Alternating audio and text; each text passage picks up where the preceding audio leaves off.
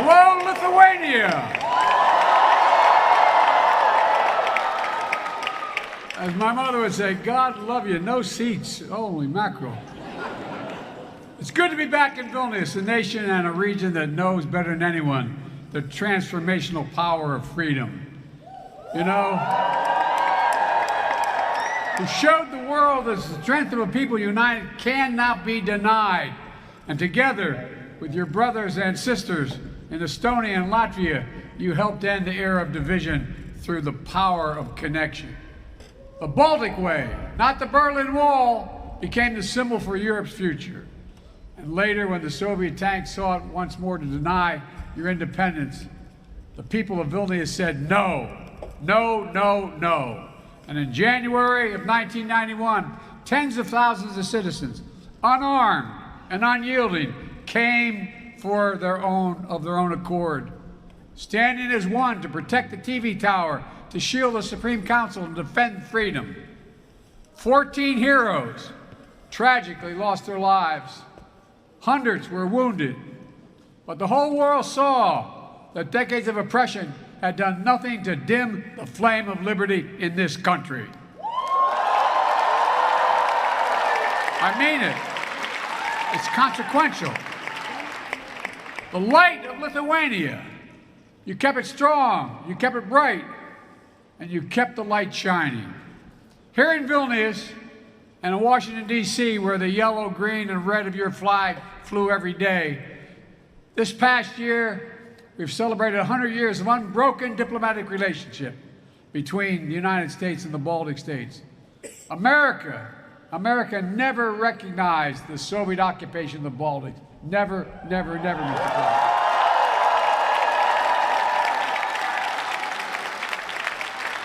And besides, you got a great president.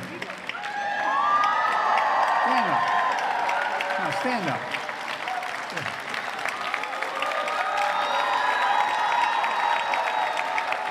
As your president can tell you, the bonds between Lithuania and the American people have never faltered. And just 7 months after the bloody January crackdown, the first foreign visitor to have their passport stamped here in Lithuania with visas to this new reborn state were a plane load of Lithuanian Americans from Chicago, Illinois. Oh. And their families are still proud of that. Los Angeles came after that. A lot came after. Look, many aboard that plane and fled Lithuania during the early years of Soviet oppression and marveled at their return to this independent state. One of them told reporters, quote, "This day is like a resurrection for us. This day, Father, is like a resurrection for us." That's what the quote was, for real. That's the feeling, and it was. A resurrection that quickly became a revelation. And a nation which stands today as a stronghold of liberty and opportunity. A proud member of the European Union and of NATO.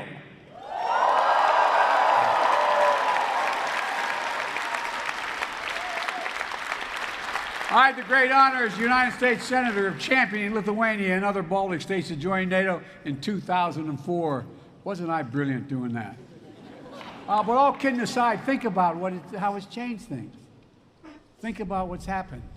Now, over the last few days, as President of the United States, I had the honor of participating in an historic NATO summit hosted by Lithuania, where we welcomed NATO's newest ally, Finland, and reached agreement to bring Sweden into the alliance as soon as possible.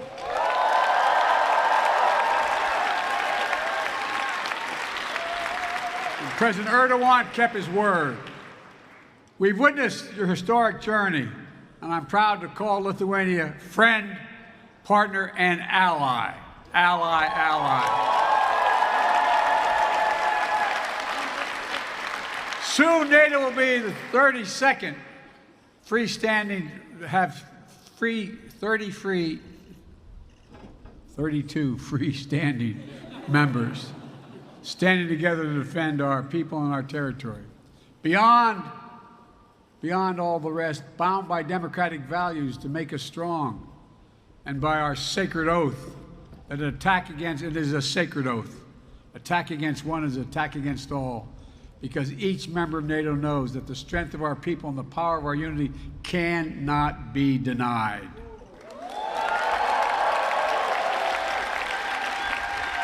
If I sound optimistic, it's because I am. Today, our alliance remains a bulwark of global security and stability, as it's been for more than 7 decades. NATO is stronger, more energized, and yes, more united than ever in its history. Indeed, more vital to our shared future. It didn't happen by accident. It wasn't inevitable. When Putin and his craven lust for land and power unleashed his brutal war on Ukraine, he was betting NATO would break apart. He was betting NATO would break. He thought our unity would shatter at the first testing. He thought democratic leaders would be weak, but he thought wrong. Faced with the threat,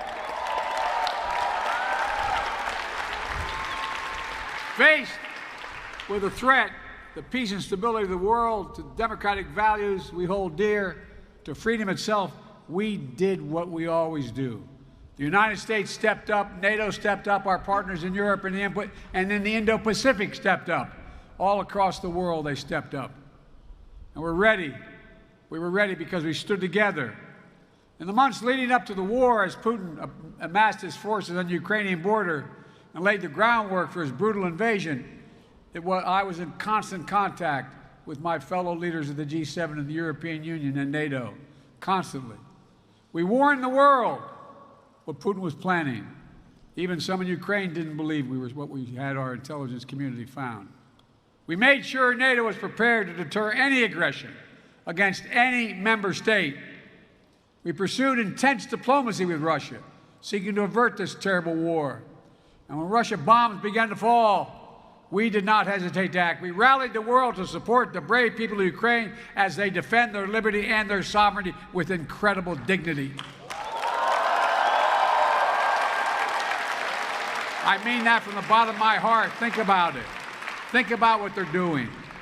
After nearly a year and a half of Russia's forces committing terrible atrocities, including crimes against humanity, the people of Ukraine remain unbroken. Unbroken.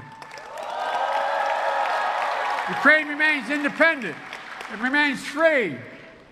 And the United States has built a coalition of more than 50 nations to make sure Ukraine defends itself both now and is able to do it in the future as well.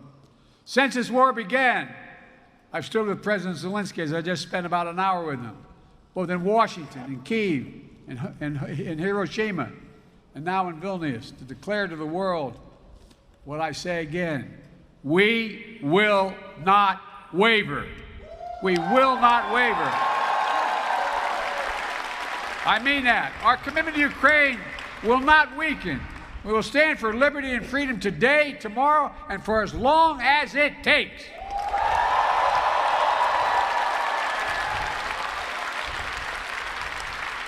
We all want this war to end on just terms, terms that uphold the basic principles of the United Nations Charter that we all signed up to: sovereignty, territorial integrity. These are 2 pillars of peaceful relations among nations. One country cannot be allowed to seize its neighbor's territory by force. Russia could end this war tomorrow by withdrawing its forces from Ukraine, wrecking its international borders, and ceasing its attacks on it, its inhumane attacks on Russia, by Russia on Ukraine, against its children, women and children, its military. Unfortunately, Russia has shown thus far no interest in the diplomatic outcome. Putin still wrongly believes that he can outlast Ukraine. He can't believe it's their land, their country, and their future. And even after all this time, Putin still doubts our staying power. He's still making a bad bet that the conviction and the unity among the United States and our allies and partners will break down. He still doesn't understand that our commitment, our values, our freedom is something he can never, never, ever, ever walk away from. It's who we are. I mean, it's who we are. It's who we are.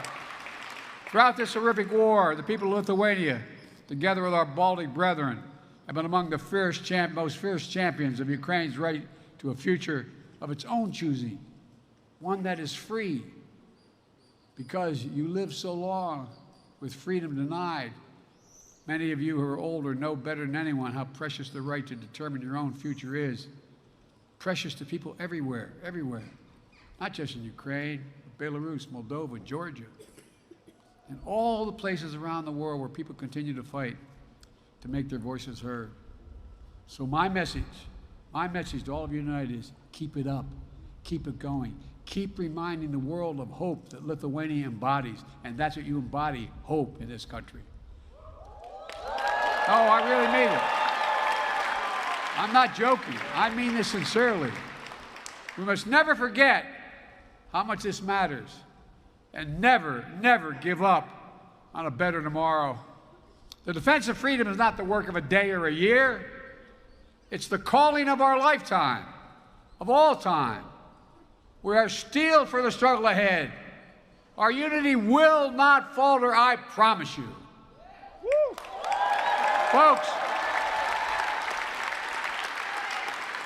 as I look around the world today at a moment of war and peril, a moment of competition and uncertainty, I also see a moment of unprecedented opportunity. Unprecedented opportunity. Opportunity to make real strides toward a world of greater peace and greater prosperity, liberty and dignity, equal justice under the law, human rights and fundamental freedoms, which are the blessing and birthright of all of humanity. That is the world the United States is working toward. And it's one we'll only reach if we do it together. And I mean together. We need to take the same spirit of unity, common purpose, determination that we've demonstrated in our response to Russian aggression in Ukraine and bring more partners along as we continue working to build a world we want to live in and a world we want for our children. My friends, at the most fundamental level, we face a choice. It's not hyperbole. We face a choice. A choice between a world defined by coercion and exploitation, where might makes right, or a world where we recognize that our own success is bound to the success of others. When others do better, we do better as well. Where we understand that the challenges we face today, from the existential threat of climate change to building a global economy where no one gets left behind, are too great for any one nation to solve on their own. And that, to achieve our goals and meet the challenges of this age, we have to work together. And I mean this sincerely. The world's changing. We have a chance to change the dynamic. That's why I've been so focused as president on rebuilding and revitalizing the alliances that are the cornerstone of American leadership in the world. These past years, we brought the transatlantic partnership to new heights, reaffirming the importance of the relationship between Europe and the United States as an anchor to global stability. The idea that the United States could prosper without a secure Europe is not reasonable. We've also elevated it. It really isn't. Not a joke.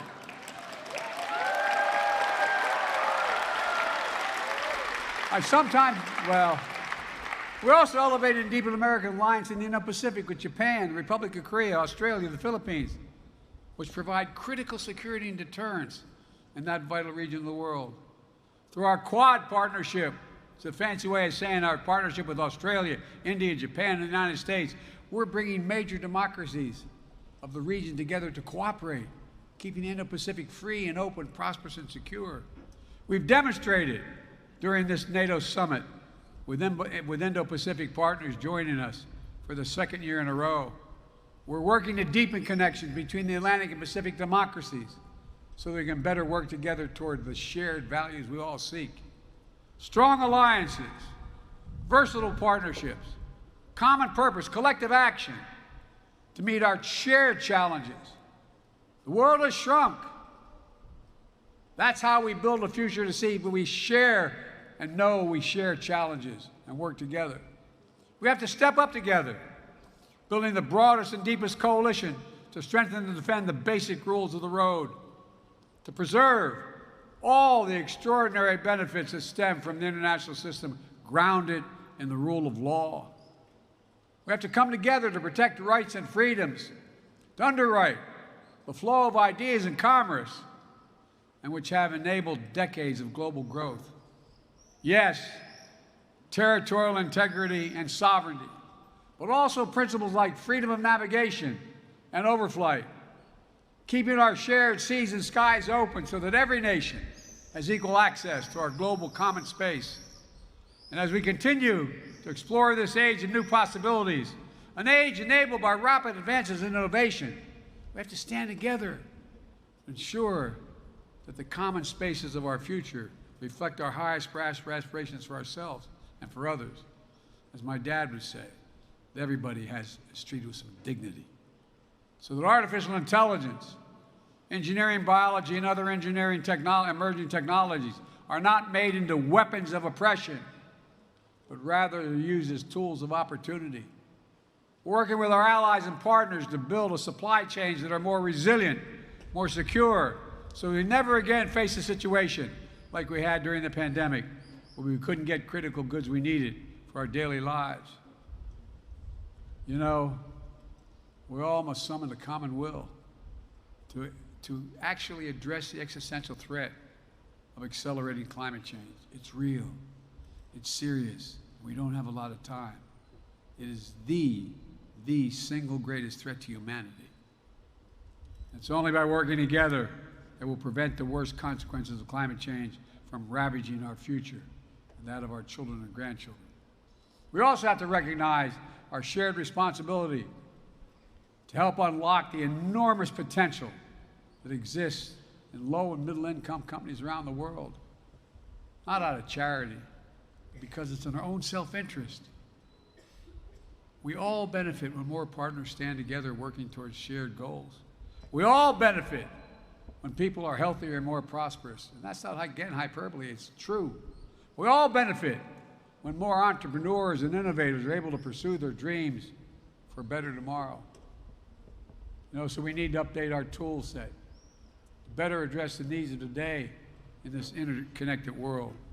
A world where climate disasters, pandemics, conflicts spill over borders, make it harder to address the challenges of poverty and instability that hold so many people back. That's why the United States is leading an effort to transform the multilateral development banks, like the World Bank, help them better address the global challenges while enhancing their core mission of reducing poverty and boost shared prosperity. We're all working together with our partners in the G7 to address the enormous needs for high-standard infrastructure around the world, especially in low- and middle-income countries in Africa, Latin America, and Southeast Asia. It's a statement about the world we want to build together. Ladies and gentlemen, we stand at an inflection point in history, where the choices we make now are going to shape the direction of our world for decades to come. The world has changed. Will we turn back naked, unchecked aggression today to deter other world would-be aggressors tomorrow? Will we staunch the climate crisis before it's too late? Will we harness the new technologies to advance freedom, or will we diminish it?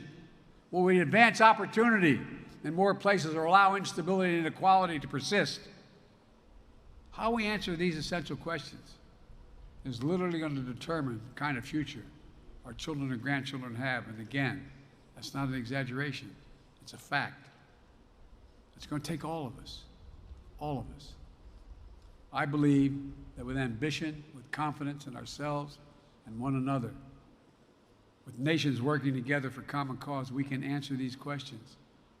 We can ensure the vision we share and the freedoms we cherish are not just empty words in a troubled time, but a roadmap. I mean this literally, a roadmap, a plan of urgent action toward a future we can reach, and reach if we work together. Folks, the road that lies before us is hard. It will challenge us, summon the best of ourselves, to hold faith in one another, and never give up, never lose hope, never. Every day we have to make the choice. Every day we must summon the strength to stand for what is right, to stand for what is true, to stand for freedom, to stand together. That, my friends, is the lesson we learn from history and the history of Lithuania's story. You know, it's a lesson we see demonstrated each day, and it will determine what Ukraine looks like. And it's how we're going to work, how we rewrite the future of peace and hope, justice and light, liberty, possibilities for everyone, everywhere. Folks, some have heard me say to my country many times, never, ever in my entire career been more optimistic about the prospects of the future. Never. So let me just say thank you for taking the time to be here to listen. God bless you all, and may God protect the freedoms of the protectors of freedom in Ukraine, here, in every nation of the world, everywhere. God protect our troops. Thank you.